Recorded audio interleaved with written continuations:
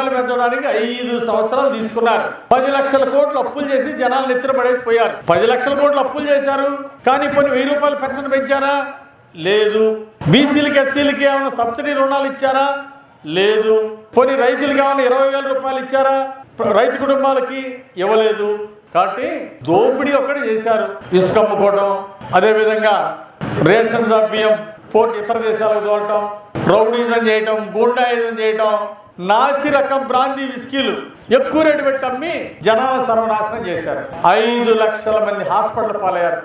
దాదాపు 1000 మంది ప్రాణాలు కోల్పోయారు నాసి రకం బ్రాందీ విస్కీలు తాగినందువలన. 5 సంవత్సరాల వాళ్ళ నిర్వాహకంలో ప్రజలు, లక్షలాది మంది ప్రజలు నష్టపోయారు, కష్టాలు పడ్డారు, తప్పుడు కేసులు పెట్టారు. ఎస్సీ ఎస్టీల్ని, దళితుల్ని, బీసీల్ని దారుణంగా హత్యలు చేశారు. అధికారం ఇచ్చింది హత్యలు చేయడానికా? తప్పుడు కేసులు పెట్టడానికా? ఇవన్నీ ప్రజలు చూసి, అయ్యా ఒక్క అవకాశం అంటే ఏదో పొరపాటు గెలిపించాం, ఇక మీరు మాకు వద్దు, జీవితంలో మీ ముఖం చూడమని 151 సీట్ని 11 సీట్లు ఇచ్చి ఇంటికి పంపించారు ప్రజలు. గత 5 ఏళ్ల పాలన జీవితంలో మర్చిపోలేము. ఎందుకంటే మహిళల మీద దాడులు, మహిళల మీద అరాచకాలు, మానభంగాలు, వైసీపీ కార్యకర్తలు మానభంగం చేసినా, మహిళల మీద దాడులు చేస్తే వాళ్ళ మీద కేసులు ఉండవు. అది దుర్మార్గ పాలన. ఇప్పుడు ఏ పార్టీ వాడు తప్పు చేసినా, మహిళల్ని గోల్ చేసినా, సోషల్ మీడియాలో పోస్టులు పెట్టినా మక్కలెరగదని పోలీస్ స్టేషన్లో పెడతారు.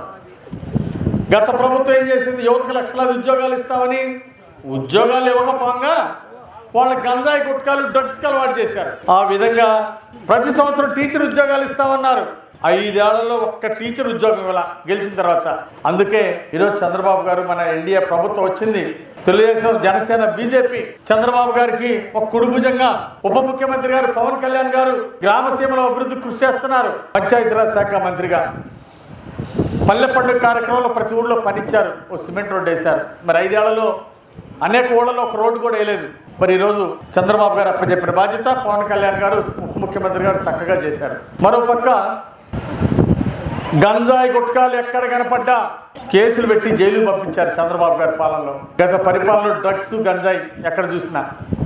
ఈరోజు యువత బాగుపడాలని యువతకి ఉద్యోగ అవకాశాలు ఇస్తున్నారు. 16,347 టీచర్ ఉద్యోగాలు ఇచ్చారు. ప్రభుత్వ పాఠశాలలో, మరి పేద పిల్లలు చదువుకునే పాఠశాలలో కొత్త టీచర్లు నియామకాలు చేస్తున్నారు. 2 నెలల్లో కొత్త టీచర్లు వచ్చి జాయిన్ అవుతారు. కాబట్టి చంద్రబాబు గారు మాట ఇచ్చిన ప్రకారం టీచర్స్ రిక్రూట్మెంట్ అంతా చేసి ఇస్తున్నారు. గత ప్రభుత్వం ఉన్నప్పుడు పరిశ్రమలు పారిపోయారు. అమర్ రాజా బ్యాటరీస్ 10,000 మందికి ఉద్యోగాలు ఇచ్చారు. ఈ రాష్ట్రంలో ఏడిపిస్తే తెలంగాణ వెళ్ళి పరిశ్రమ పెట్టి 10,000 మందికి ఉద్యోగాలు ఇచ్చారు. అంటే ఇక్కడ ఉద్యోగాలు ఇచ్చేదాన్ని చెడగొడితే, లంచాలు ఏదింపులు చేస్తే పక్క రాష్ట్రాలు వెళ్ళాయి. లూలు కంపెనీ, అమర్ రాజా బ్యాటరీస్, ఇలాంటి ఎన్నో కంపెనీలు పారిపోయినాయి గత ప్రభుత్వంలో. అది వాళ్ళ నిర్వాహకం. ఈరోజు మన ప్రభుత్వం వచ్చినప్పుడు చాలా చక్కగా లోకేష్ గారు ఇతర దేశాలు వెళ్ళి పరిశ్రమలు, పెద్ద పెద్ద పరిశ్రమలతో, వాళ్ళ కంపెనీ ఓనర్స్తో మాట్లాడి పెట్టుబడులు తీసుకొచ్చారు. 9,32,000 కోట్లు పెట్టుబడులు అగ్రిమెంట్లు అయినాయి. ఈరోజు 8,50,000 మందికి కొత్త ఉద్యోగాలు రాబోతున్నాయి. ఈ 5 ఏళ్లలో 20 లక్షల మందికి ఉద్యోగ ఉపాధి అవకాశాలు కల్పించడం, యువతని అభివృద్ధిలో ముందుకు తీసుకెళ్ళటం మన ప్రభుత్వ లక్ష్యం. ఇప్పటికే 8,50,000 ఉద్యోగాలకి అగ్రిమెంట్లు అయినాయి, పరిశ్రమలు వస్తున్నాయి.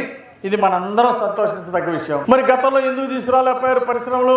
జగన్ను చూస్తే భయం, ఎక్కడ అవినీతి, తప్పుడు కేసులు, ఈ రాష్ట్రం అంత సేఫ్టీ కాదని పక్కెళ్ళారు. ఈరోజు చంద్రబాబు గారు రాగానే లా అండ్ ఆర్డర్